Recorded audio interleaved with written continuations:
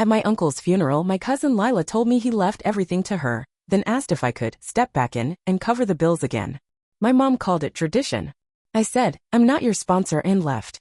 The smell of cinnamon and espresso hung thick in the air, mixing with the soft hum of conversation and clinking cups. It was a small gathering, but exactly what I had imagined. Warm lighting, indie jazz playing low, and neighbors laughing around mismatched wooden tables I'd sanded and stained myself. The chalkboard behind the register read, "Grand Opening, Breve and Bold Cafe. Thank you for believing. My name is Iris. I'm 38 years old, and I live in Asheville, North Carolina. After 15 years of grinding behind other people's counters, I finally had my own cafe. And for the first hour it felt like a dream coming true." That was before June walked in. She breezed through the door like a gust of perfume and bad decisions, her heels clicking sharply on the tile. A designer tote dangled off her arm, and her blonde curls looked salon fresh as usual. I watched heads turn, mostly out of confusion. June didn't exactly fit the local vibe, and she wasn't exactly someone I had expected to see. "Iris," she said, her smile too wide, her voice just a bit too loud. "Congratulations, cousin. Look at this place, so rustic." Rustic, cute, that's what people say when they mean cheap, but I kept smiling. "Thanks for coming, June," I said. She leaned in and kissed the air beside my cheek, then reached into her tote and pulled out a small mason jar with a plaid ribbon tied around the lid. "I brought you a little something," she said. "For your big day?" The tag said special roast. I raised my eyebrows. "Ah, thank you. That's thoughtful." I unscrewed the lid slowly, already suspicious. The smell hit me first burnt, not just over-roasted, but like someone had tossed the beans in an ashtray and sealed the jar. Inside were small, blackened coffee beans, cracked and shriveled, with a folded note resting on top. I pulled it out and opened it. "Since you took everything, here's what you left me." I didn't say anything right away, just smiled slow and measured. I knew what this was. June always had a flair for passive aggression wrapped in glitter. "Did you burn the beans yourself?" I asked calmly, "or did you pay someone for the service?" A couple of guests nearby snorted quietly. June's jaw tightened and I caught the faintest twitch at the corner of her eye. She hadn't expected me to say anything. She definitely hadn't expected me to smile. What she didn't know, or maybe she did, was that just last week, I stopped paying the rent on the 2-bedroom apartment in Winston she claimed to live in. She hadn't set foot there in over a year. I only found out after a property manager called me directly, wondering why someone else had been using the place and paying cash under the table to June. That rent was coming out of my pocket, had been for years. So no, her little gift didn't faze me. If anything, it confirmed I'd made the right call. She stood there, waiting for a reaction. Maybe a meltdown, maybe a dramatic scene. But I just screwed the lid back on, placed the jar on the counter behind me, and offered her the same smile I gave every customer. "Enjoy the event," I said. "There's fresh brew by the window. The kind people actually want." The murmur in the cafe dropped a little, just enough to hear spoons pause in ceramic cups and shoes scuff against the tile. Everyone had seen the jar. Everyone had read the room. It was that kind of tension, sharp, quiet, awkward. But I wasn't going to give June the satisfaction. I turned back to the espresso machine, calmly adjusting the steam wand and frothing milk like nothing had happened. June lingered near the register, her arms crossed, probably waiting for someone, anyone, to come to her defense. No one did. She cleared her throat. Loudly, twice. Then, like clockwork, she tried again. "Really, Iris?" she said. "You think that was funny?" I didn't turn around right away. Let the question hang there. Then I set down the pitcher, turned, and looked her straight in the eye. "I don't know," I said. "Depends. Did you roast the beans yourself, or did you hire someone on Etsy?" That got a couple more laughs. Chuckles rippled through the small group at the back table near the window. Even my landlord, Russ, who rarely smiled, cracked one. June's face flushed pink. Her nostrils flared. "You think this is a joke?" she snapped, voice rising. "You cut me off like I'm some charity case." I blinked slowly. "June, you were renting an apartment in my name and subletting it to a stranger for cash. That's not charity. That's fraud." Someone near the pastries dropped their spoon. June looked around, suddenly aware that every single person was listening now. No one was pretending anymore. "I had my reasons," she said, defensive now. "It's not like I was living large. You showed up in a $900 coat," I said quietly. "I think you're doing fine." She opened her mouth, then shut it. I could almost see the thoughts scrambling for the right words, the right spin. But there was nothing left to twist. "Let's not pretend like I haven't helped you too," she said, switching tactics. "All those art shows you hosted in the back room? The community events? You think I didn't bring people in?" I gave her a long look. "You hosted one art night that ended with an empty wine rack, a broken chair, and someone crying in the bathroom because their ex showed up. People said it was emotional," she muttered. "People said it was a disaster," I said, still calm. "I cleaned up the mess." Like always, for a moment, June just stood there, no snark, no comebacks. Just red cheeks and shaking hands gripping the edge of her handbag. She had come here to humiliate me. But now the attention she wanted was turning on her, not as a performer, but as a spectacle. And I wasn't even angry. I just felt tired. "Coffee's by the window," I said again, gently this time. "You can stay, but the drama's done." The way she stood there, frozen and exposed, I knew it was the first time in years she hadn't been able to twist the narrative. And the silence around her? That was the sound of people finally seeing the truth. June didn't move. She just stood there, still clutching her purse like it was the only thing holding her together. Her mouth opened, then closed again. Then she let out this bitter little laugh, the kind that comes just before someone says something cruel. "You think you're better than me," she said, loud enough for everyone to hear. I tilted my head. "I didn't say that. You don't have to," she snapped. "You always thought you were smarter, more responsible, more together. Ever since we were kids, you were the one with the part-time jobs, the grades, the plans. I was just the screw-up you had to fix." "That's not what this is about," I said. "Oh, isn't it?" Her voice cracked. "Because from where I'm standing, it sure looks like the golden girl finally got her big opening day. Coffee, lights, applause. And all I got was a jar full of nothing." I didn't say anything, because deep down, I knew none of this was really about today. "This whole family always treated you like you walked on water," she went on, pointing at me like I was on trial. "You know how hard it's been for me? You think I liked asking for help? You think I liked depending on you?" "I never said you did," I said quietly. "I had no choice," she hissed. "Because everyone looked at you when they wanted something done. Need a fundraiser organized? Iris. Need someone to cover rent? Iris. Need someone to clean up your mistakes? Iris. And who kept making the mistakes?" I asked, still calm. That landed harder than I meant it to. Across the room, Aunt Lydia had gone still. She was sitting near the bookshelves, holding a tiny espresso cup in both hands like she was afraid to move. Aunt Lydia had always taken June's side. Every family disagreement, every passive-aggressive holiday dinner. June was the artistic one, the sensitive soul. But right now she wasn't saying a word. Her eyes were on June, and they weren't full of sympathy this time. Just something quieter, sadder. "You owe me," June snapped suddenly, turning to face me again. I blinked. "For what?" "For every time I had to sit there and watch you get praised while I got ignored. For every time I had to fake a smile while you got credit for being the one who kept the family together. You think you earned all this?" She waved her arm around the cafe. "You think you deserve it?" I didn't answer right away. I could feel the air shift. The whole room was still, the tension now humming like a live wire. Then June's face twisted, and before anyone could stop her, she grabbed the jar from behind the counter and hurled it. It hit the floor between us, shattering on the tile. The burnt beans scattered like ashes, and the sound echoed in the quiet room. That's when Tasha, my best friend and business partner, stepped forward. "Get out," Tasha said, loud and firm. "Now." June looked at her like she'd been slapped. "Iris doesn't owe you a damn thing," Tasha continued. "And if you think you can come in here, trash the place, humiliate her in front of our community, you've got another thing coming."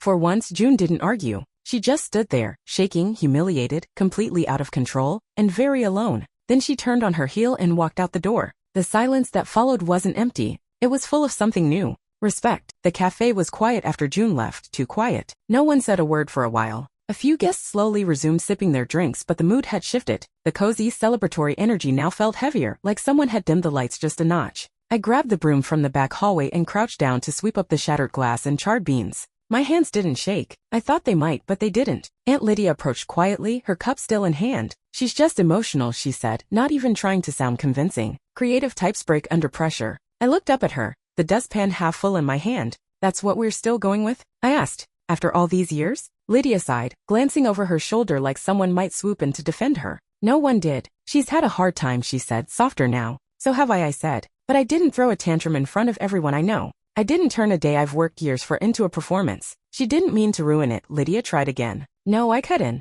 She meant to embarrass me. That note in the jar wasn't an accident. She wanted me to feel small. Just like always." Lydia opened her mouth like she wanted to argue, but nothing came out. Behind us, near the window, someone cleared their throat. Uncle Henry. I hadn't even seen him come in earlier. He was sitting alone, hands folded on top of his cane, watching the room like a man seeing it differently for the first time. "She's right," he said, his voice gravelly but steady. Lydia turned to him, startled. "Henry." "She's right," he repeated. "June's been getting away with this kind of thing since she was 12. And every time, we've all let it slide." That shut Lydia up. I stood slowly, broom still in hand, waiting for the moment to pass, but it didn't. My uncle, the same man who used to scold me for stirring up trouble when I called June out, now sat there looking tired and honest. "I should have said something a long time ago," he said. "You've carried a lot more than your share, Iris." I didn't know what to say. Part of me had given up on ever hearing someone from my family say that out loud. Lydia looked stunned, like the script had been flipped and no one told her we were improvising now. She opened her mouth once more, but no defense came.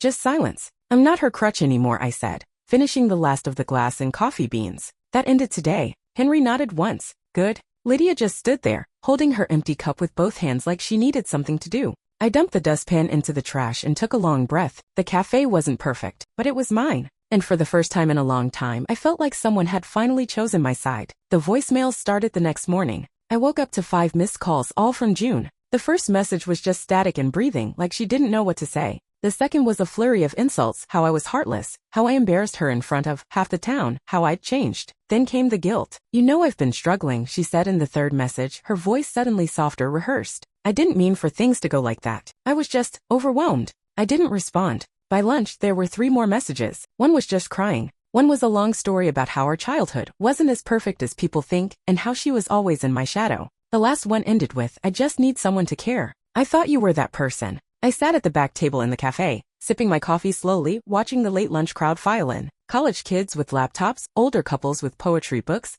a man and his daughter playing chess with coffee stir sticks. Peaceful. Exactly what I'd wanted when I started all this. You gonna block her? Tasha asked, sliding into the seat across from me. I shook my head. Not yet. She raised an eyebrow. Why not? I want to see what she does next. You're playing with fire. Maybe, I said, but this time I'm holding the extinguisher. That night, June called again twice. No voicemail, just the sound of her name flashing on my screen over and over. I muted it, watched it stop, then start again. When I finally checked the latest voicemail, her tone had shifted again. I just need a small loan, she said. Just enough to get me through this rough patch. You know I'll pay you back. I always do. That was a lie. She never had. The next message came hours later. Her voice was lower, more controlled, and colder. You think you're better than me. You think this cafe makes you someone, but you'll never have what I have. Family, talent, real love. You're just a barista with a credit score. I didn't laugh. I didn't get mad either. I deleted the message, then silenced her number. The next morning I woke up to a text. You'll regret this. You always do.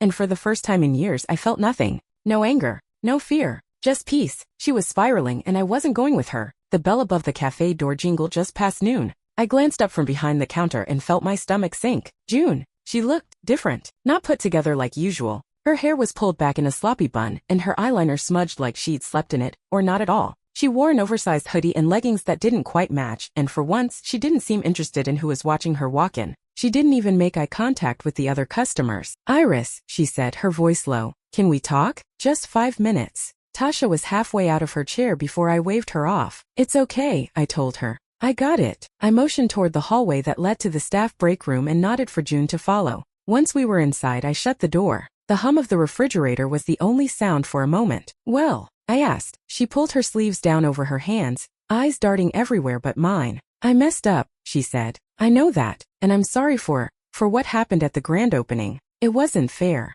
I shouldn't have. What do you want, June? I cut in flat. She looked at me then, really looked. And in that second I saw it, that mix of desperation and calculation she'd always carried. I just need a little help, she said. Not forever. Just one last loan. I'm behind on a couple things and... No, I said. Calm, clear. She blinked. What? I said no. Iris, please. You know I wouldn't ask if it wasn't serious. I've got no one else. You had me, I said. For years. I paid your rent. I covered your messes. I believed you when you said things would change. And you lied. Every single time. Her bottom lip trembled, but I didn't move. I'm not mad, I said, but I'm done. For a second I thought she might cry. But instead, her face twisted into something harsher. That old familiar look of indignation. I should have known, she said. You were just waiting for a reason to cut me off. No, I said. I was waiting for a reason to believe you wouldn't do this again. That moment never came. She stood up fast. You think you're so strong, she muttered, brushing past me. Enjoy your little cafe. Hope it keeps you warm when no one else shows up. And just like that, she was gone. I stood there for a while, not moving, not thinking, just breathing. No yelling, no drama, no guilt. I had finally said no. And that one word echoed louder than anything else ever had. It had been a quiet couple of days. June hadn't called again. No texts, no voicemails, no surprise drop-ins. Just silence, and for once I welcomed it. I was halfway through restocking the syrup shelf when my phone buzzed. Aunt Lydia. I let it ring the first time. Let it go to voicemail. But she called again. And again. I sighed, wiped my hands on a rag and picked up. Hi, Aunt Lydia. Her voice was soft, like she was already bracing for resistance. Iris, sweetheart. I know you don't want to hear from me, but I just wanted to talk. About June. A pause. Yes. I leaned against the wall. She's struggling, Iris. Really struggling. And whether you like it or not, you're her only hope right now. I let out a quiet laugh. That's funny. She said I was the problem. She didn't mean it. She did. And so did you when you used to defend her no matter what she pulled. So what's different now? Lydia hesitated. She's back living with me, she said finally. She doesn't have her own place anymore. That surprised me, but only a little. She sublet an apartment that I was paying for, I said, behind my back, took cash from someone else while I footed the bill. Did she mention that part? She's embarrassed, Lydia said. No, I said. She's caught. There's a difference. She just needs some help, Lydia tried again. A small loan, something to get her started. She's trying to apply for jobs she's looking into.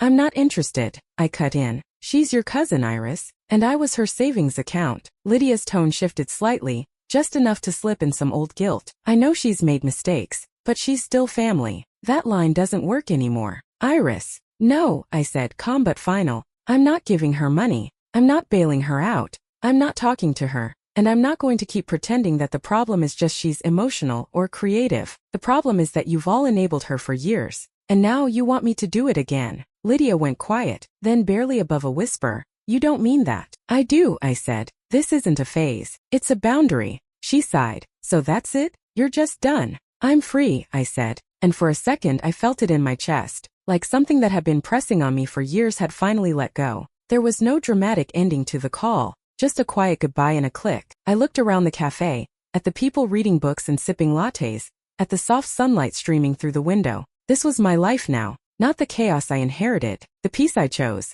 It had been almost 3 weeks since the grand opening, since the jar, since the last voicemail. The silence had been golden. Most days I barely thought about June. My focus was on the cafe. A glowing review had just run in the local lifestyle magazine, and new customers were trickling in every day. I was finally starting to feel like I could breathe. Then one Thursday afternoon, the bell over the door jingled, and there she was again. But this time, she wasn't alone. Uncle Henry stood beside her, hand on her shoulder like he was steadying her, or keeping her from bolting. He gave me a small nod. She didn't meet my eyes. Just 5 minutes, he said gently. That's all she's asking. I looked at June. She looked smaller than before. No makeup, no jewelry, just a faded t-shirt and jeans with a hole in one knee. Her eyes were red, but not fresh from crying, the kind of red that sticks after a long stretch of not sleeping. I nodded slowly. 5 minutes. Sit. We moved to the back table near the bookshelf. Tasha saw us and raised an eyebrow. I gave her a nod that said, I've got it. June didn't speak right away. She stared at her hands. I'm not gonna give a speech, she said. I don't have one. I waited. She took a shaky breath. It's not working. Any of it. No job. No savings. No backup plans. I burned every bridge I had, including you. Still, I said nothing. I've been staying with Aunt Lydia, but I don't think that's gonna last. And I don't blame you for not helping. I just wanted to say, She finally looked up. I'm sorry. It wasn't dramatic. It wasn't loaded with excuses. Just quiet. Honest, maybe? I studied her face. She wasn't performing. Not this time. I'm not gonna bail you out, I said. She nodded. I figured. I'm not giving you money. I'm not fixing things. That part of us is over. I know. But I said, and this time I made sure she was really listening, you've never had to deal with consequences before. So maybe it's time you learn. June looked like she might cry, but she didn't. She just nodded again. I guess I deserve that, she whispered. You do. She stood slowly, nodded a quiet thank you to Uncle Henry, and walked toward the door. She didn't ask for anything else, and for the first time, she didn't leave me angry. Just quiet. Maybe that was the first step. It was a Tuesday when I got the update. One of our regulars, Margot, who worked at the grocery store across town, stopped by for her usual lavender oat milk latte. As she waited at the counter, she said it casually like it was just neighborhood gossip. Saw your cousin stocking shelves at the store yesterday, she said. Didn't recognize her at first. I blinked. Really? Yeah. Quiet but doing the work. Showed up on time too. I just nodded. There wasn't much else to say. Later that night, after we closed, I sat at the same table by the window where June had once tried to turn my opening day into a mess. The jar was long gone, but I still remembered the sound it made when it shattered. My phone buzzed. A single text. June, I'm sorry. That was it. No strings, no follow-up ask, no guilt. I stared at the message for a while, not because I didn't believe her, but because I did. And maybe that's what made it feel heavier. I didn't text back. Instead, I smiled, just a little, and put the phone down. Then I locked the cafe, grabbed my keys, and stepped into the cool North Carolina evening. For the first time in years, my phone wasn't buzzing with demands. My bank account wasn't bleeding from hidden handouts. My peace didn't feel like a loan that was about to be called in. I was just free, not from family, but from being the version of myself they needed me to be. The cafe lights glowed behind me as I walked to my car. I glanced once more at the message before slipping the phone in my pocket. No resentment, no grudge, just a fragile olive branch. And that was enough, because this time I didn't need to reply.